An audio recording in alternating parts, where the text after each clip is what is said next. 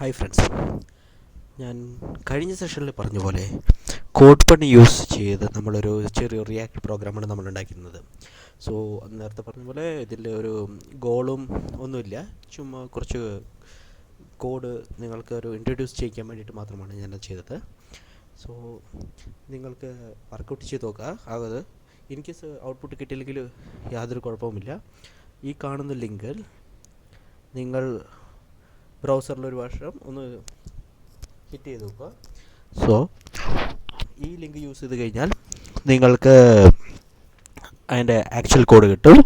So അതിനുശേഷം ഒരു വർഷം കമ്പയർ ചെയ്യാം. ഇൻ കേസ് നിങ്ങൾക്ക് ഔട്ട്പുട്ട് കിട്ടിയില്ലെങ്കിൽ അതൊരു വാട്ടി കമ്പയർ ചെയ്തിട്ട് നിങ്ങൾക്ക് എവിടെ ഇഷ്യൂ എന്താ ഇഷ്യൂ എന്നുള്ളത് കണ്ടുപിടിക്കാൻ പറ്റും. സോ ഇതാണ് ആ ലിങ്ക്. സോ ഇതിൽ ഓൾറെഡി കോഡ് ചെയ്തിട്ടുണ്ടാവും. അതിൻ്റെ കറസ്പോണ്ടിങ് ജാവാ സ്ക്രിപ്റ്റും CSS HTML ഇതിലൊന്നും ചെയ്യേണ്ട. നിങ്ങൾക്ക് ഇൻ കേസ് നിങ്ങൾക്ക് ഔട്ട്പുട്ട് കിട്ടിയില്ലെങ്കിൽ ഇത് ഒരു വാട്ടി കമ്പയർ ചെയ്ത് കഴിഞ്ഞാൽ ബെറ്റർ ആയിരിക്കും. ഓക്കെ, ഈ കോഡ് നിങ്ങൾ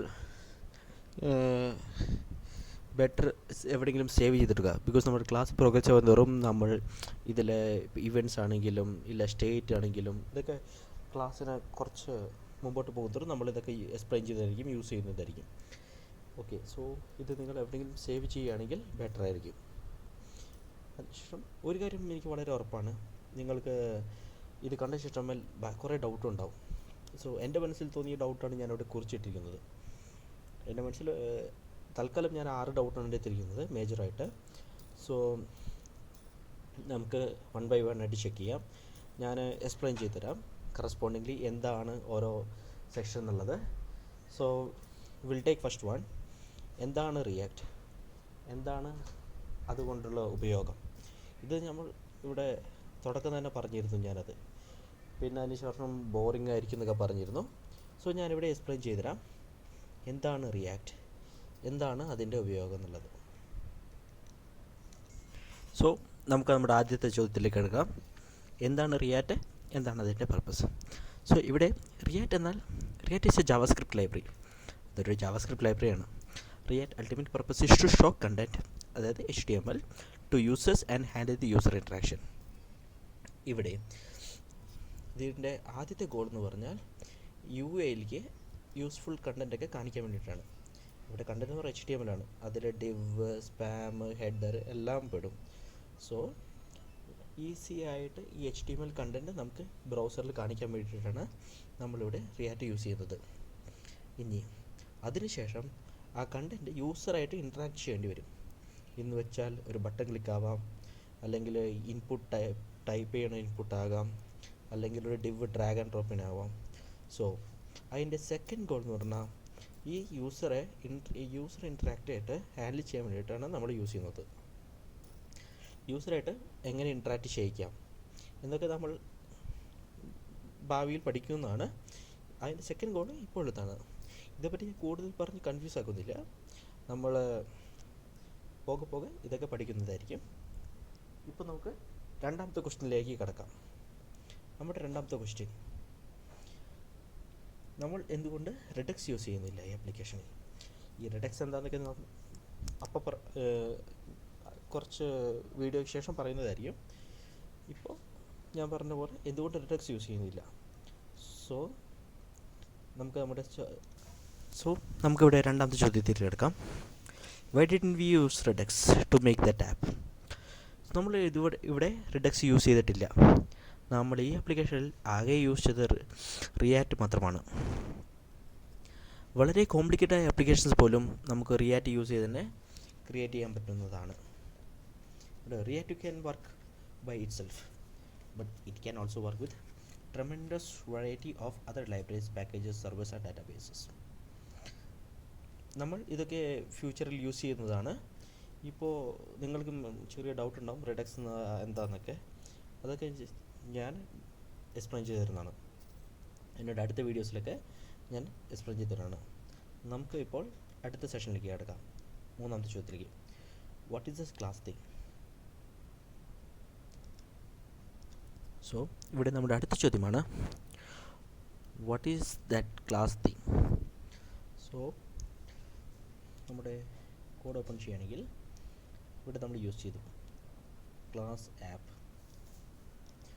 സോ ആപ്പ് എന്ന് പറഞ്ഞാൽ ഇവിടെ ഒരു ക്ലാസ്സാണ്. നിങ്ങൾ റിയാക്ട് പഠിക്കുന്നതിന് മുമ്പ് ES68 ജാവാസ്ക്രിപ്റ്റ് ഒന്ന് ഗോത്രൂ ചെയ്യുകയാണെങ്കിൽ, ഒന്ന് നോക്കുകയാണെങ്കിൽ അതിൽ ക്ലാസ് ഉണ്ടാവും. അത് അതിൻ്റെ ഭാഗമായുള്ള ഫീച്ചറാണ് ES6-ൻ്റെ ES2015 അഥവാ ES6-ൻ്റെ ഭാഗമായിട്ടുള്ളതാണ്. സോ നമ്മൾ ഈ ജാവ റിയാക്ട് കമ്പോണൻ്റ് അത് ഫങ്ഷൻസും അല്ലെങ്കിൽ അത് ക്ലാസ്സും യൂസ് ചെയ്താണ് നമ്മൾ ക്രിയേറ്റ് ചെയ്യുന്നത്. സോ ഇവിടെ ചിലപ്പോൾ കൺഫ്യൂഷൻസ് വരും, നമ്മൾ എവിടേക്കാണ് ഫങ്ഷൻസ് യൂസ് ചെയ്യുക അല്ലെങ്കിൽ എവിടേക്കാണ് ക്ലാസ് യൂസ് ചെയ്യുക എന്നൊക്കെ. സോ അതൊക്കെ നമ്മൾ ഡീറ്റെയിൽ ആയിട്ട് പറയുന്നതായിരിക്കും. സോ ഇപ്പോൾ ഞാൻ ഇത് എത്രയും വെച്ച് നിർത്തുന്നു. നിങ്ങൾ ക്ലാസ്സിനെ കുറിച്ച് കുറച്ച് കൂടുതൽ അറിയണമെങ്കിൽ ES6 ഗോത്രൂ ചെയ്യുക. നമുക്ക് നമ്മുടെ അടുത്ത വീഡിയോയിലേക്ക് കിടക്കാം. അടുത്ത ചോദ്യത്തിലേക്ക് കിടക്കാം. So what was the HTML looking stuff? ഇവിടെ HTML ലുക്കിംഗ് സ്റ്റഫ് അതിന് JSX എന്നാണ് പറയുക. സോ നമ്മുടെ കോഡ് എടുക്കണമെങ്കിൽ ഇവിടെ നമ്മൾ റെൻഡർ ചെയ്യുന്നത് ഡിവ്, ക്ലാസ് നെയിം, സ്റ്റൈല്. സോ ഇത് നമ്മൾ JSX എന്ന് പറയാം. JSX എന്നാൽ സ്പെഷ്യൽ ഡയലക്റ്റ് ഓഫ് JS എന്നും കൂടിയുണ്ട്.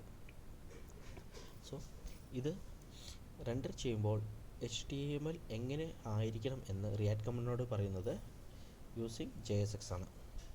നമ്മുടെ HTML എത്ര ഡിവ് വേണം, ഡിവിൻ്റെ ഉള്ളിൽ എന്താ വേണ്ടത് എന്നുള്ളതൊക്കെ അറിയാനായിട്ട് നമ്മൾ JSX ആണ് യൂസ് ചെയ്യുന്നത്. ഇപ്പം നിങ്ങൾക്ക് HTML അറിയുകയാണെങ്കിൽ JSX കുറച്ചുകൂടി എളുപ്പമായിരിക്കും. കാരണം ഇതിൻ്റെ സിൻറ്റാക്സ് HTML ആയിട്ട് ഓൾമോസ്റ്റ് സെയിം ആണ്, കുറച്ച് വ്യത്യാസമേ ഉള്ളൂ. ആ വ്യത്യാസങ്ങളൊക്കെ പറഞ്ഞു തരാം. സോ ഇത് JSX ആണ്. നമ്മൾ അടുത്ത ചോദ്യത്തിലേക്ക് കിടക്കാം. ഇത് കുറച്ച് ഡൗട്ട് ഉണ്ടാവും, സാരമില്ല, ഞാനിതെല്ലാം എക്സ്പ്ലെയിൻ ചെയ്യുന്നതായിരിക്കും. How the screen change when it move the mouse? So നമ്മൾ ഇവിടെ കണ്ടു, നമ്മളിവിടെ മൂവ് ചെയ്യുമ്പോൾ we are getting one visualization. ഇതൊന്നും എഴുതിയിട്ടില്ല, ഒരു മൗസ് മൂവ് ഇവൻ്റാണ് നമ്മൾ ഹാൻഡിൽ ചെയ്തിരിക്കുന്നത്.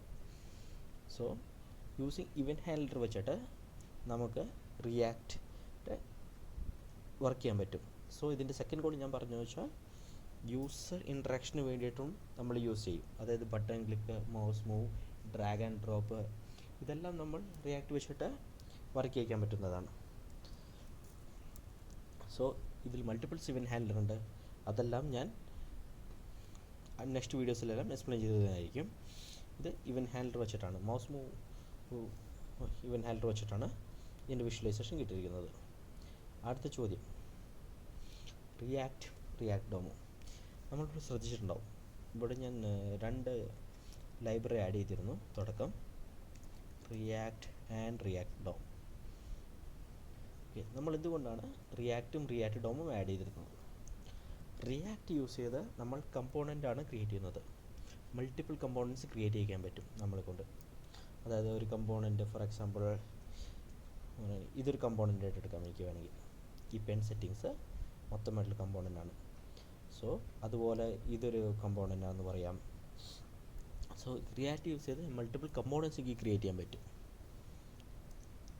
റിയാക്ട് എന്ന കമ്പോണൻറ്റ്സ് എല്ലാം ഈ HTML കാണിക്കാൻ വേണ്ടിയിട്ടാണ് നമ്മൾ റിയാക്ട് യൂസ് ചെയ്യുന്നത്. So here React knows what a component is, how to make components work with them. നമ്മളിപ്പോൾ മൾട്ടിപ്പിൾ കമ്പോണൻറ്റ്സ് ഉണ്ടാക്കിയിട്ട് അതിൻ്റെ പാരൻറ്റ് ചൈൽഡായിട്ട് കണക്ട് ചെയ്യാനും പറ്റുന്നതാണ് റിയാക്ട് യൂസ് ചെയ്ത്. React knows how to take a component and make it show up in the DOM. So React എന്ന ഒരു component എടുത്ത് അത് HTML എങ്ങനെ കാണിക്കണം എന്ന് ഹെൽപ്പ് ചെയ്യുന്നതായിരിക്കും റിയാക്ട് വെച്ച് നമുക്ക് ചെയ്യുകയാണെങ്കിൽ. സോ ഇവിടെ ഈ സെക്ഷൻ കഴിഞ്ഞു. നമുക്ക് അടുത്ത കുറച്ച് ഡീറ്റെയിൽ ആയിട്ട് പോവാം 1 by 1. സോ നമുക്ക് അടുത്ത സെഷനിലേക്ക് നീങ്ങാം.